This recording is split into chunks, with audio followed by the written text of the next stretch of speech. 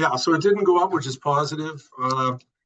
We've got a meeting next week. So in all likelihood, another pause just to see what's going down. And then they are planning for prime to continue to drop. I think they're a little worried to do it now with the uncertainty on tariffs and this war. So Trump said the war's over.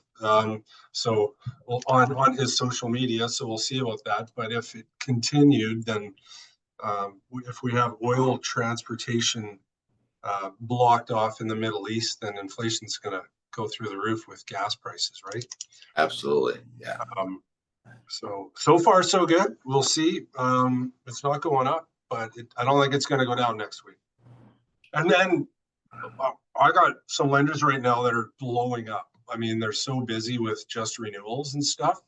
I can't get people to call me back. It's affecting my business big time. Wow. Yeah, there's a couple of the lenders that I usually rely on for consistency, and the lenders I usually rely on to make sure they can get back to me. They are not doing the job right now. So we're working on that and trying to find solutions for clients, but they're taking 2 weeks to get deals looked at and approved. And I've got subject removals on Friday. I don't think they're going to look at my docs in the next 4 days. Wow. So whether it's a new mortgage or renewal, you got to have the paperwork in 2 weeks in advance. Some lenders right now, yes, some not. Right. So I think what's happened is the lenders that were never our ideal ones aren't super busy, so they're probably capable right now of getting the job done if the rate's good enough. But the ones that we relied on because they were excellent lenders, they're kind of the victim of their own success, right? They're overwhelmed right now. And then I get 2 out of offices that are on holidays this week. So now someone else is looking at files. So the timing and holidays and all that is kind of adding up. All right. Well, good to let everybody know that you need a few extra days. It's not as speedy as it was a month ago. Yeah. All right. Yeah, I mean, as deals come in, I'm always hopefully communicating with the realtor, saying this is sort of what the timing looks like given this file, and let's make sure there's dates. And it's not that competitive right now, so it should be pretty easy to get the right dates on contracts, from what I've heard. Okay. Good. What's your topic today, Doug? Negotiating your commissions and exclusive buyers agency agreements. Okay. Good topic. Good timing. Yeah. Well, it's everybody's kind of in the middle. We just had a couple of conversations there with different realtors, more regarding to listings, but listings are the same. You know, I mean, we're going to have to certainly sharpen our pencils on the listings as well to make sure that these deals, you know, they don't get caught following the market down. Yeah. You don't want to be greedy in this kind of a market because we don't know where it's going to go, and it's not really going anywhere right now. So if you want to get your property sold, you better sharpen your pencils. Well, absolutely, right? It's just taking an inflated listing doesn't do anything other than saturate the market. And we'll talk a little bit about that as well. Listings, exclusive buyers agency agreements, you know, and exclusive listings. We'll talk about that. And talk about exclusive buyers agency agreement and negotiating your commissions. All right. Well, do you want to start it now or? Yeah, well, might as well. It's I don't know what time is it, 10:08? Yeah. So yeah, if you guys could turn your cameras on, it really helps me because I know who I'm talking to. And let me just start off by saying, guys, welcome. And I just wanted to review a conversation I just had with Ting, which all of you guys kind of come up against all the time. It's regarding your deposit checks when you complete a deal and you get an accepted offer and your client pays you a deposit. The thing is, the rule of thumb here is don't accept the deposit check or the monies for the deposit until after you remove all the subjects, until final subject removal and they've all been removed. And the reason for that is that if you're going on holidays or whatever, you're gonna be out of town and you accept the check from your client or a bank draft from your client for the deposit, and you're gonna be away, and then the subjects are removed a week later. as soon as you receive any trust funds at all, your obligation is to get it into the office as soon as possible. And that's normally the next business day. So if it's on a Friday, you get it in here on a Monday or whatever, or you can drop it through the mail slot. We have a mail, a little depository there for deposits. You can put it in there. And then what happens first thing Monday morning or Tuesday morning when Daisy gets back, our obligation as the office is to get that monies into the trust accounts, into the bank as soon as possible. So theoretically, if you got a deposit dropped off on Friday, it would be in our banks on Monday sometime, and we would, we'd have that money in the bank, in the trust accounts. Now, the only way money's come out of that trust account for deposits on property, there's only 3 ways to get it out. Number one, the deal closes and we send it to the notary as normal, as a lawyer, and they conveyance the money over and title transfer, all that other stuff. The other way would be where both the buyer and the seller sign off on it. So if you give us a deposit check on behalf of your buyer that, and they haven't removed subjects yet, even though they haven't removed subjects yet, I still need that seller's signature to release those funds back. So if you cancel the deal doesn't go through, you don't want to, close on the deal for whatever reason, I need both signatures, the buyer and the seller. Now, if there's been a disagreement between the buyer and the seller, and maybe the seller, thinks that the buyer didn't use their due diligence and work in good faith to remove those subjects, then they may hesitate on signing off on that deposit, and it could cost your buyer a week or two to try and get it back, and the arguments and the headaches that go with it. And maybe you have another property in mind right away, and you want to have that money available for the next offer. So in that case, I would need both signatures. And we've had situations where we've had arguments like that, and the deposit money coming back was delayed because the seller wouldn't sign right away. And there's no reason. Normally they will. 99% of the time they sign off and let it go, and it's good. Not a problem. But every once in a while they don't, or they're out of town and you can't get a hold of them or something silly like that. And then all of a sudden your client's money is held up frivolously for that, and there's nothing we can do about it. I absolutely need that release form signed by the buyer and the seller. So the operative word here is don't release, don't accept the check until after the final service is removed. Now they can do a telephone transfer or bank transfer. They go to their bank and have a bank wire to our bank. But keep in mind, those might take, normally they're pretty quick and they come in a couple hours, maybe the next day latest. But I've had one where my client went into a credit union, they paid the money on the Friday, they showed me a receipt, and I thought, okay, great, this is a done deal. By Monday, I called Daisy and we hadn't received it in our bank. And the time, it's not the time that they send it, it's the time we receive it. So if it says within 24 hours, we remove subject on Friday, I needed that money in our bank on Monday. Well, Monday came and went, and Daisy, no deposit into her account. I called the guy on the Tuesday, and his aunt or something was working at the credit union, gave him the receipt, didn't do what she was supposed to do, and it didn't get sent, so we never really received it till Wednesday. So I needed a late deposit form signed by everybody, acknowledging that the deposit was late and the deal was still good. So watch out for those bank drafts, or the bank wire transfers, and you can certainly do that. What we decided to do with Ting is that her client is in town. So once the removed subjects, her client can come down to the office personally and deliver a bank draft to Daisy, and Daisy, then is now the other thing is that with these bank drafts, I consider them received when you receive them. So you guys are like Daisy to me. If Daisy receives it or you receive it, that's when it's received. So if you got it on a Friday night and it says your contract says, immediately upon subject removal, and you remove subjects Friday, and you have a copy of it in your hand, you're an agent of Century 21. We have the deposit. That's all there is to it. Don't ever give it back to anybody.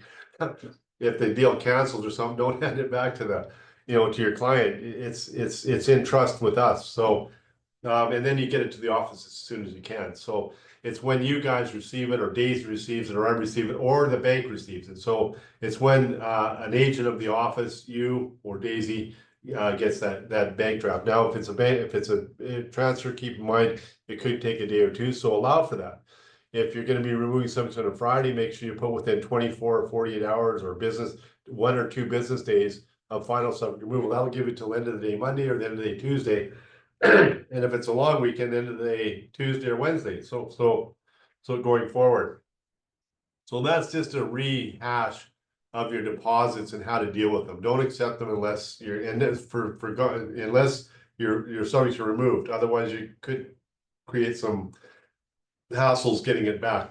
So that's your deposits going forward. Just on that one, they're always put within 1 business day, so that if it's on a Friday on a long weekend, it is until Tuesday. Actually, we got we don't have a long weekend coming up. We have a statutory holiday next Tuesday, which is July the 1st. Kind of weird. It's kind of in the middle of the week this one. So I guess we all go to work Monday, get Tuesday off, come back in on Wednesday, and off we go. So, but if you said within 1 business day and you remove subjects on Monday, that would mean you have till Wednesday to get that money into the office or into your hands there going forward. So that's a little bit on your deposits, just a review on that for everybody that doesn't know about that, new realtors and such. Is there any questions about deposits and releases and such like that? All right, we'll move on. Let's just talk about listings, and I think I was talking to Gavin about that, and we've got a really tough market here right now with with the sales, and it's turning into a buyer's market, and for our listings, we want to make sure that you're not taking these pie in the sky listings. And there was back in the day when you take these, it's called buying a listing, where you accept whatever the seller wants to put on the listing there, and these high prices, and those aren't going to fly in this today's market. It's just too tight of a market, and everybody's looking, and everybody's looking for a good deal. All your buyers are looking for a good deal right now. They know that the market is dropping, and they're aware of the situation. So are the realtors. So we're all kind of in the same thing. So what I recommended to Gavin and to all of you when you're taking a listing like that, and a lot of times your client wants a little more than what they what the market would bear. The fair market value might be $1.1 million, and they want $1.2 million, which is totally reasonable. Everybody's house is better than everybody else's house, and they did their renovations, they did this and that and something else, and rightfully so. And everybody should have pride and ownership and think their house is better than everybody else's. But in reality, it may not be. So in that case, there, what I would kind of recommend you do is usually what I do before I spend any money on any property at all. And if I need a couple of weeks to get my my pictures taken and my floor plans and organize my people, and I want to do a Matterport, and I'm going to send out a Matterport guy, and I got to organize that and do this and that and something else. And a lot of times there's some things that the client ought to be doing on their property, maybe some slight fixes and things like that. It might be a couple of weeks between the time you've agreed to to list the property and the time that you want it to go live. You don't want it to go live right away, because you want to get your homework done. So what I'll do in those cases, sometimes before I spend $1, is I'll get an exclusive listing agreement with the client, so that I've got it in writing that we're gonna be doing business, and the money I'm spending isn't going for naught. I'm not going to change your mind and on that kind of thing. Now, again, just to reiterate this, you've all heard this from me before, but I'll say it again. On all my listing agreements, I have on there the last line, and I've never had anybody ever question it. I've explained it to them, and they've agreed with me. But it always says that if if the seller terminates this contract early, that they're liable to repay me back for all my expenses, including marketing, floor plans, pictures, Matterports, and all that other stuff. So if they change their mind, I have the right to ask for that money back, and that's very important to put into your contracts, because I don't know. Mike and I have had conversations with realtors throughout. It's probably once a month or once every couple of months where there's a cancellation of the listing, and that I always ask you guys, did you put the clause in there that you get your money back for your advertising? And if you didn't, then we have to go back to the seller and ask for it, and they can say yes or no, and that's where we get into a disagreement, whatever. And for whatever reason, for the most part, when when these deals fall apart, there's usually a personality dispute between the seller and the realtor, and it's more of a personal thing. If we think there's something untoward going on, and they're trying to get rid of you to kind of sneak a deal in with their neighbor or something, that neighbor came by and said, "Hey, get rid of your realtor, and I'll pay, we'll just do this, and we won't have to pay them commission." If we smell any of that, this doesn't pass the smell test, we're gonna hold them to, a conditional release, meaning, we can hold them for 60 days, and if it sells within the 60 days of the cancellation, that they have to pay your commission.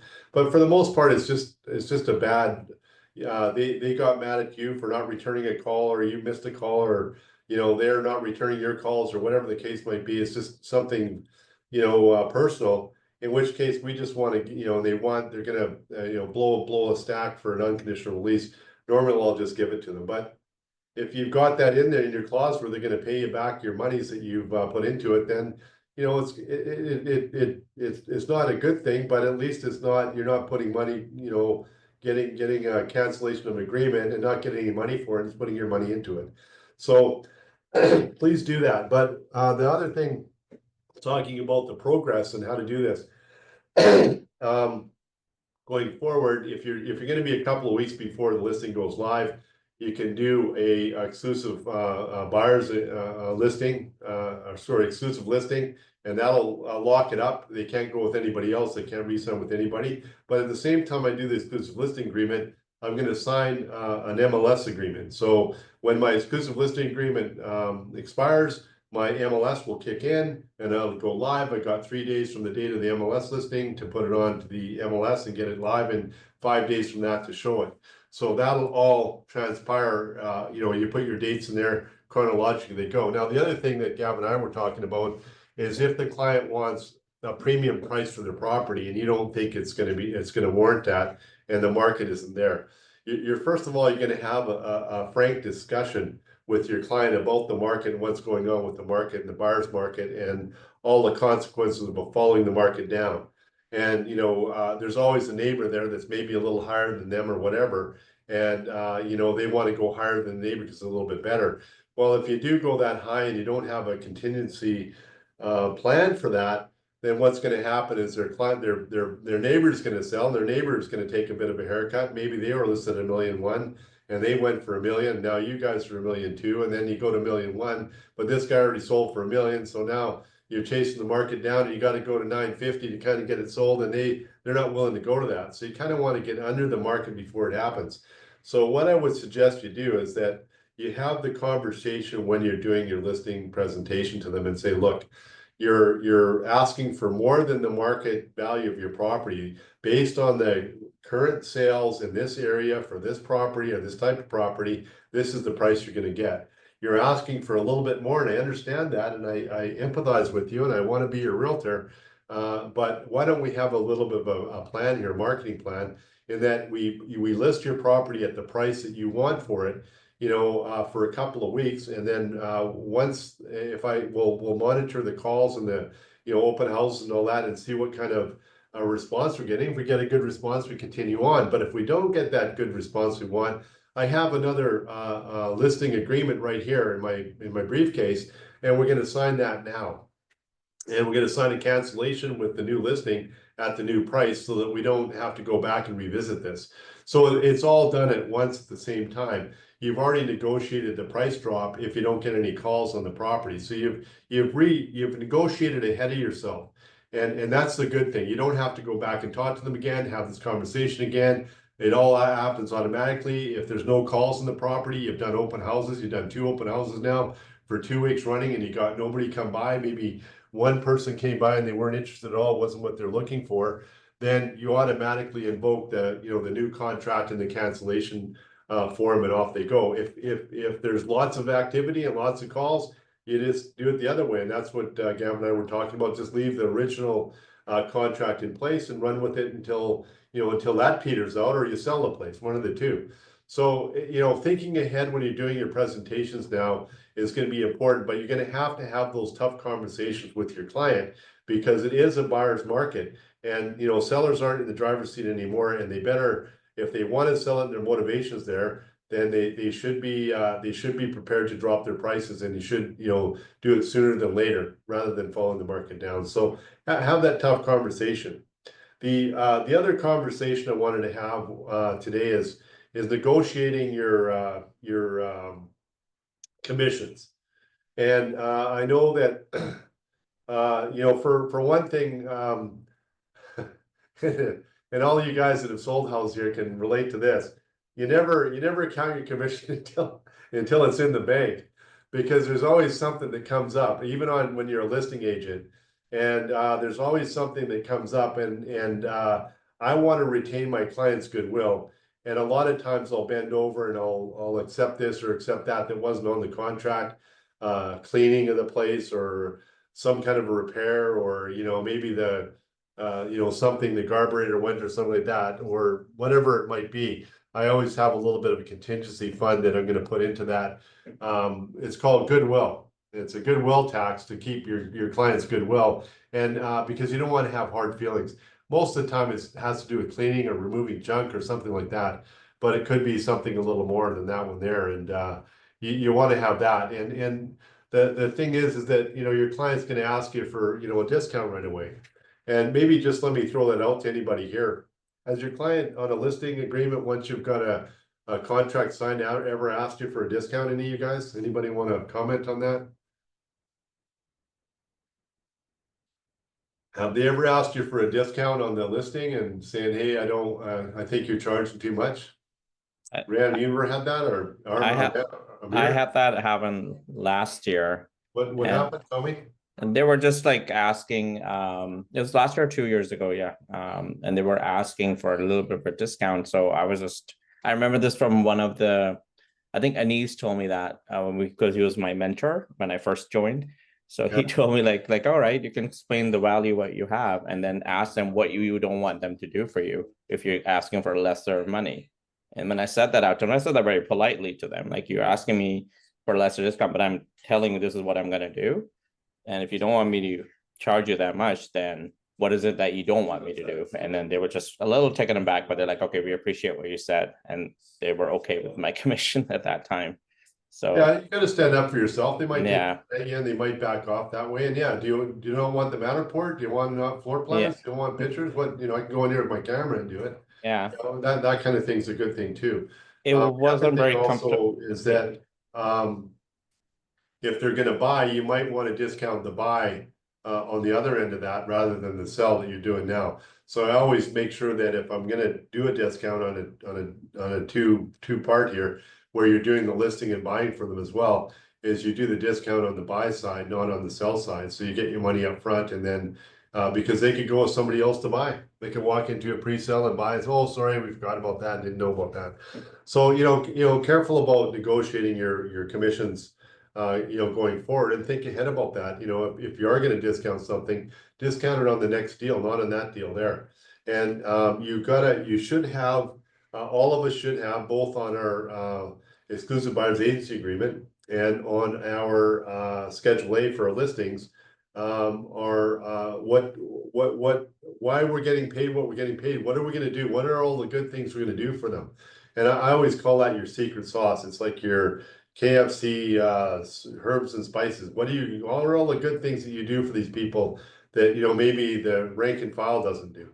You go over this on a buyer's side.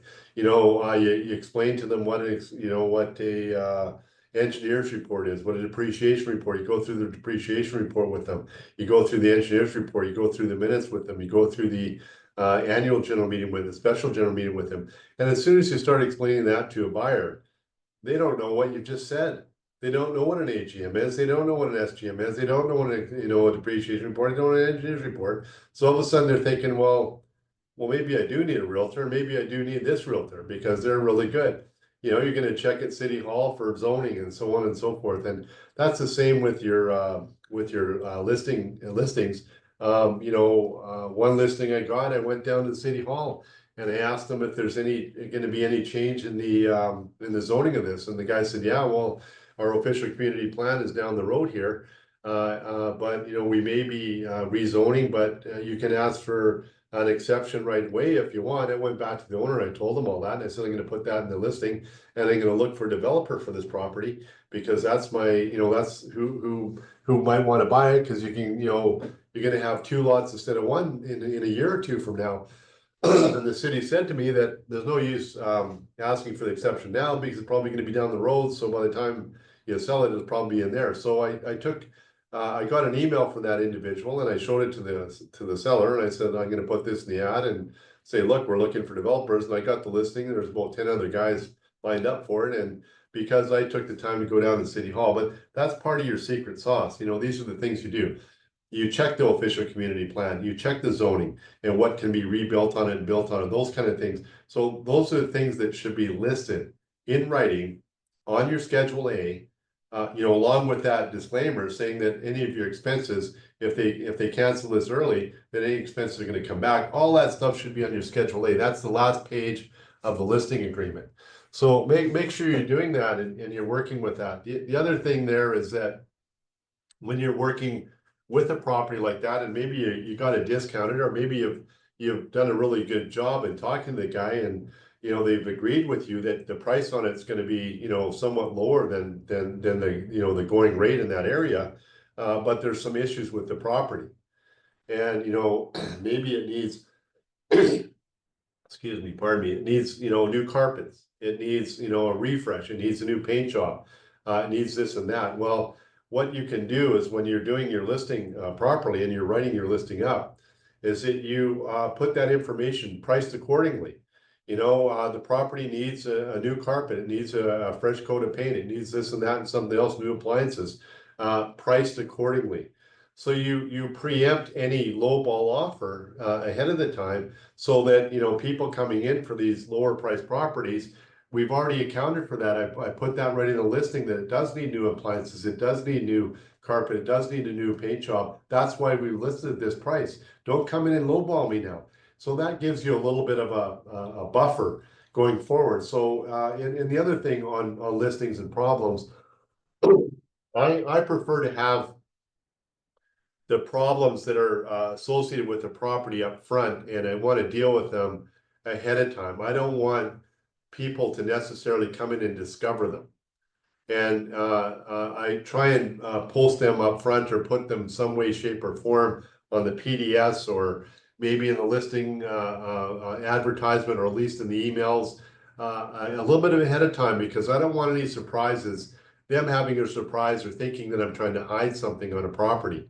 So if there is a problem with the property, or there is an issue with it, you may want to, you know, put that up front and you know, preempt any low balls or any idea that you're hiding something, your client's hiding something. Then I always recommend, you know, we come up from what we had one where Polly B was throughout the property. The lady didn't want to disclose Polly B on her PDS. And I you know, if you look at anything from BCFSA on Polly B, it's not a good thing, but it's not latent material defect either. It's right on the border. And latent material defect, we have to disclose absolutely. But if it's not a latent material defect, it's kind of, well, you know, if it's not a problem, we shouldn't have to do it. But BCFSA, their ruling on that is ethically, every realtor, if they know about it, should be disclosing it. So it comes to a conundrum now. Do I tell my client I'm not going to take the listing because you got Poly B and don't want to disclose it? Well, no, that's not really fair to the realtor, and we don't necessarily have to do it. But BCFSA says it's upon us ethically to disclose that kind of thing. So I sent our realtor the exactly that from BCFSA, that we, you know, are ethically obligated to disclose it. They shared that. I told them to share it with their client. They did, and ultimately the client put, you know, something about the Poly B in the property disclosure statement, which was satisfactory to everybody. When the guys came through for their inspection,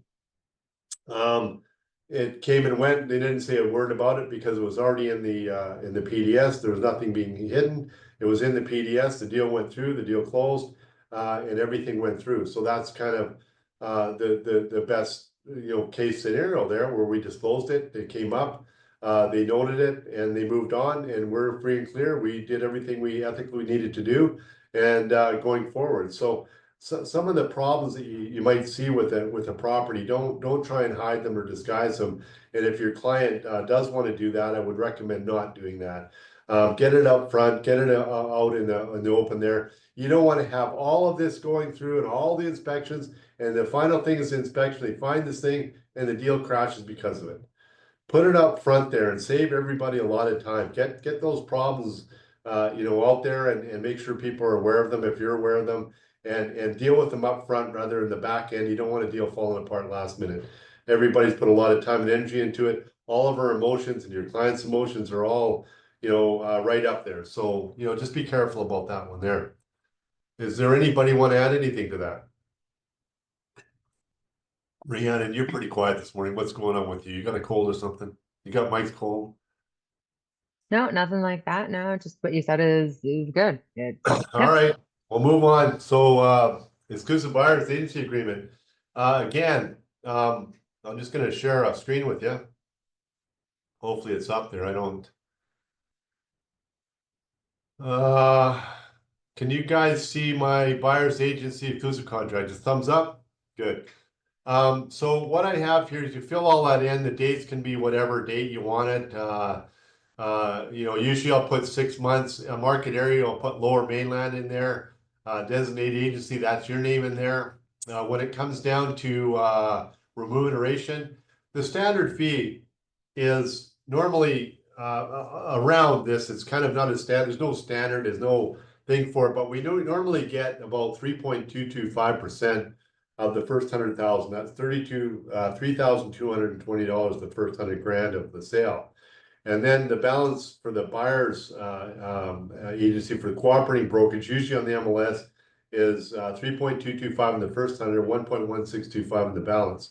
So that's about 1.1625. So that's 0.1. That's about $1,160 per thousand, per 100,000 on the balance. So you can figure out what it is. That's an average. Now, in some cases, and this is a really good time to have this when you're sitting there having a coffee, and usually what I'll do is I'll email a lot of this stuff to them when I first meet with them. So I'll send them a copy of the DORTS. I'll send them a copy of my exclusive buyers or the buyer's guide with Paul's name on it. And Paul, he has a little one there that you can modify, and it's a buyer's guide to all the terms and all that stuff for your mortgage and all that stuff. It has Paul's name on it, has your name on it. So send him a copy of that. Send him a copy of the DORTS. Send a copy of exclusive buyer's agency agreement, this agreement here, and send that on your first email and say, oh, by the way, here's some documents I have for you. And here's some listings that are comparable to the ones you like. So you kind of combine it all, but you've sent them all of that information. They have it. You don't require them to open it or read it or sign it on the first blush here, on your first meeting. But you may want to bring these things up if they decide to go forward with using you. I would suggest that absolutely, I would have them sign the DORTS, very minimal, if they're going to use me as their agent. And when they're signing their DORTS, that's when I would open up the conversation on this one here. And what you should, the conversation should start like this, and it's what you're going to do for them. And that's going to be all the things that we talked about earlier. You're going to be checking all of the, strata documents. You're going to be checking with land titles if it's a house, what the zoning is, what the OCP is, the official community plan is, if there's any, anything down the road coming up on that property, all those good things that you do kind of thing going forward on that.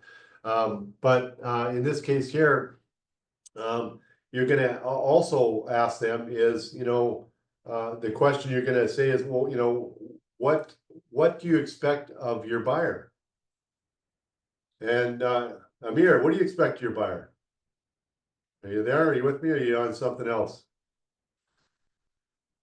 I think he's Right here. Sorry. okay. Me, Good. What do you expect of your buyer? What, in exchange for you giving them all your time and energy and doing all this work for them, what do you expect from them? loyalty. Perfect. Yeah, loyalty.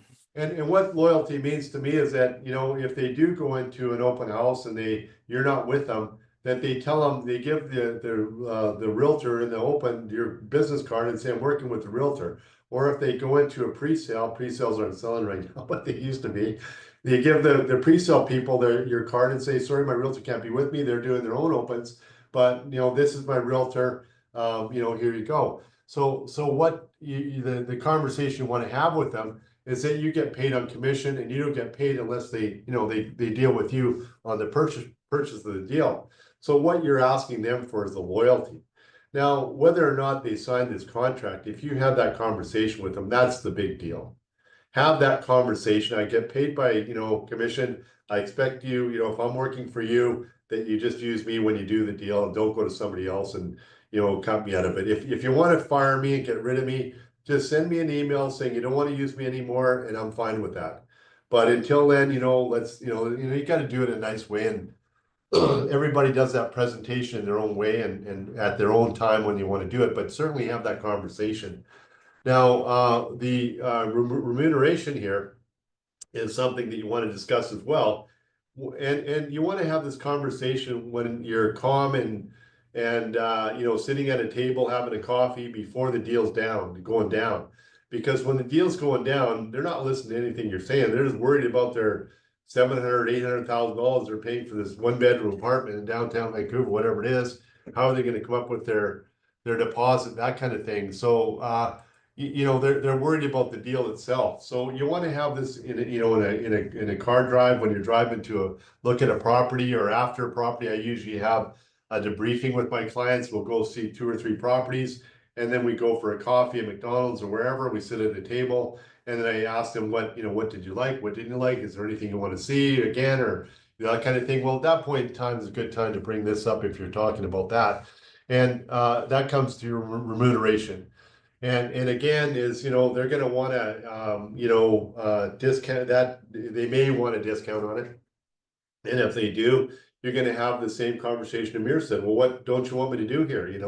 Don't you want me to go through the Stratanox with me? I mean, do you know what a depreciation report is, that kind of thing, and have that conversation. And maybe you might bend a little bit on this one here and say, geez, well, I'll tell you what, I'll throw $500 in towards your legal fees. And I never say I'll pay your legal fees, because I found that legal fees can change a little bit from, about $1,000 to $1,500. And I don't want to open my wallet up when all my bills fly out of it. So I'll say, I'll help you with your legal fees. I'll pay $500 towards your legal fees, and so on and so forth, that kind of thing. And, maybe I'll even bring that up on your next deal. If you come back to when we sell, well, let's talk about doing a deal then. But for now, I work hard for my money. I have to pay the office a portion of my money. That kind of thing. I have to pay taxes on my money. I don't really make that much on it. And, you're going to have to justify yourself, but you're going to have that conversation now rather than later. And again, it's kind of like with the listing. If you have a problem with the property, have those difficult conversations up front. To me, this is probably one of the most difficult conversations a new realtor has with the client, is what do you get paid and how do you get paid? By the way, who pays you on this? Anybody? Who normally pays the cooperating brokerage? Is it the buyer? No, it's the seller. So they don't even pay this. So it's not a big problem. So it's easy to float this one. Now, the only other one I have is, it's too bad Mike Walton isn't here, because he's the king of this. As Sonny might help out. Sonny, are you here? Sonny's probably pretty good at this one too. I don't know if Sonny's Yeah, I'm here. Mike Walton is Okay. here in If the you can help office, me in with the this other one, Sonny. office. Yeah, what do you need? Sonny, have you ever had that situation where you had to present a fee agreement before an offer?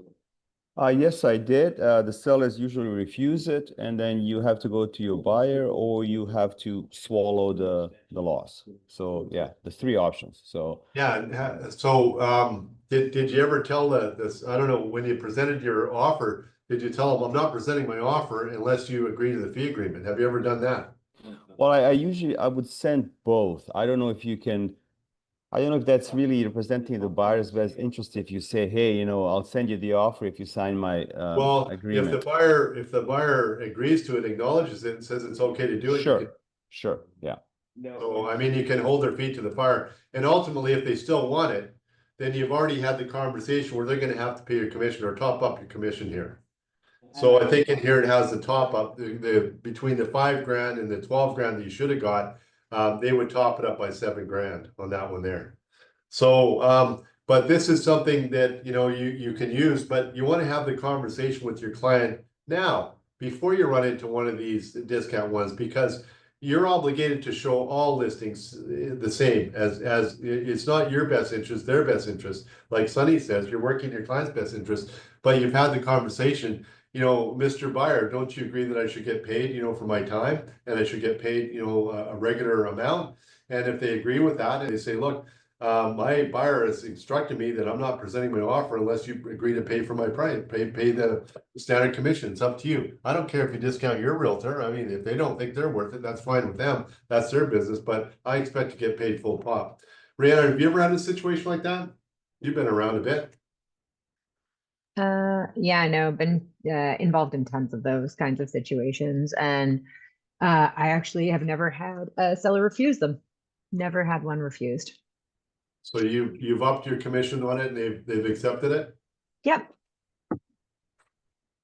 Okay, well, so there you go, but I think it all starts with having this conversation early with your buyer, not when you're in the middle of the heat of the battle here, because that's not a good time to have that conversation. By the way, Mr. Buyer, you're gonna have to pay me my commission now because they're not gonna pay it. Have this a little bit earlier, so go through this form with them, and then you're gonna come down to the bottom. Just when you come to Schedule A here. And what I have on my Schedule A, this is a Schedule A, I'll put add a clause. I'll have my personal clauses in here, and I have my KFC herbs and spices here. So I got all my little things in here, exclusive listing A, no, exclusive buyer, oh, there it is. Oh, pardon me, I'll hit that one. Okay, and there it is. Now, I don't know what it is about web forms, but they screw everything up when it goes in there, so you're gonna have to clean it all up. And you have to go in there and move everything around and I can't even make sure it reads. I can't even get it to do it now. Oh. But you gotta go in there, for some reason, it modifies the format. So when I put my clause in there, it's already, I've saved a clause, it's a personal clause. I put it in there, it has all my stuff in there. And, but you gotta go in and clean it up a little bit and make sure it reads easily. And what this form is for, the Schedule A on the exclusive buyer's agency agreement, is kind of a checklist of all the good things that you do for your client. So it gives you a selling list as well.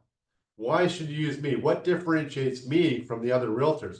Well, I do this, I do that, I do this, I do that, I do this, I do that. All the things that I do, I go through all of the strata docs with you, the engineer's report, and you go on with that, and it kind of gives you, oh yeah, okay, I've discussed that, I've discussed that, I've discussed that, I've discussed that, I've discussed that. So it really reinforces who you are, what you're doing for your client, and why they're paying you what they are. They're not paying you, but why you're getting paid what you're getting paid.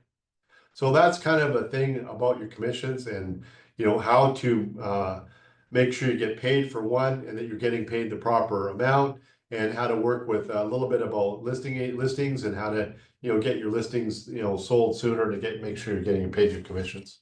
Yeah, Doug, and Right. just a quick note on that for everybody, 100% this form will be mandatory in the next probably 18 months. So just get used to using it. 100%. This is coming down the pipe. I said it on all the meetings with BCFSA for this. And yeah, this is coming. So just get used to using it. Yeah, and right now it's company policy. So if your client asks, why are you being presented with this? It's company policy. If up until now, until BCFSA comes up with a ruling, it's company policy that they sign it, or that you present it to them. And if they don't sign it, well, okay, you presented it. As long as you had the conversation, it's company policy right now. When it becomes BCFSA rules, then they have to sign it. They have to sign it. But for now, it's company policy. Do present it. If they don't end up signing it, as long as you've had the conversation, I'm happy. I just don't want you coming to me saying, oh, this guy went with another person and, they bought the place and then there's a fight over the commission. So if there's any other questions, good seeing you, Sonny. How are you doing? How's your business, buddy? It's good. Yeah, it's good. Everything's good. Yeah, the offices are great here. Everybody's in the office all the time. So yeah, the business is okay. The listings, I don't get any calls on them. The buyers are kind of on the sidelines, so it's kind of flat. Yeah, I mean, there's some interest, but not crazy. Yeah, well, I think we're gonna go through a little bit of that, guys. We're gonna kind of have to wait and see, work a little harder for a little less, and that's the motto that I'm hearing across the board for everybody. That's every industry. So hang in there, guys. Do your thing, save your pennies, and that's it for you, Mike. That's all I got, bud. That was great, Doug. Thanks. Just to touch on the buyers or sellers that always want a discount. It happens, and sometimes you do it and sometimes you don't. But understand that if you get this buyer that says, hey, I want X number of percentage back to me, I buy lots of real estate, this and that. Well, if they buy lots of real estate, they be using it with their same realtor that they've done these discounts before. So understand that this person's probably a one-off and then they're gonna walk away. And if you're in the property management side and you have an owner that wants not to pay what our company rate is, but they want a big discount, they'll probably be your worst nightmare going over because everything's wrong. They want you to check on everything and to be more high maintenance than a tenant. So usually that's a sign of a high maintenance person, but you're all big boys and big girls here and you can make your decisions up. But you know, as Doug said, it's a tougher market. And I think my words of wisdom last Thursday nailed it, which was work harder, do more than your competition's doing, do more opens, do more phone calls, follow up on the expired listings, phone some FSBOs, network with your friends, just do more, because I promise you, if you do less, you'll make a lot less. So 8-hour day job, we all wake up unemployed every day. Let's put our both feet forward and have at it. Paul, I know these guys some of them were on here before. Is there a rate discount coming or an announcement for the Bank of Canada rate? When's the next one? Well, next week, I think on the 24th. No, today's the 24th. Wait, we're in June. Yeah. I'm already on vacation mode. We're leaving tomorrow. July 24th is the next meeting. So as it stands now, not looking great for another rate drop, just with all the uncertainty, but a lot of things can change between now and then. So it's not going to go up. All right. It may stay flat here. And the next meeting after that would be September. Fixed rates are still, insured stuff is still low 4s. So that's not changing. The bond market dipped about 10 basis points in the last 4 days. We may see some fixed rate drops, but maybe 5 or 10 basis points here or there, nothing substantial. And you're also mentioning that lenders are taking a little while longer to get back to you. So get these applications in sooner than later, gang. Don't be the last minute Charlie, because guys like Paul will have a hard time pulling the file through. Some of the, just to touch on that, some of the lenders that were, so 5 years ago, right now is when everyone was locking into an ultra low rate mortgage, and that carries through for the next year. So all of those lenders are pretty busy on renewals and refinances. Throw in some summer vacations and things slow down quite a bit. So, yeah. Okay. And Canada's birthday's next week, so we won't have a follow-up Tuesday meeting. Hopefully everybody wears a flag on their cheek or their chin or their forehead, or something, but celebrate our country. We've got a good one. And anybody else have any needs and wants before we sign off? I just need to borrow a few minutes of dog's time again. Sure. Stay Well, online, you we'll go and over Doug that. stay on. Yeah, I can stay on, yeah. Yeah, you guys stay on, and then we'll sign off. Have a great week, guys. I'm here if you need me. I just sound like Elvis for the last little while, getting over my my chest cold, but I'm good. All right, take care, guys. thank you. Thank you. Bye-bye.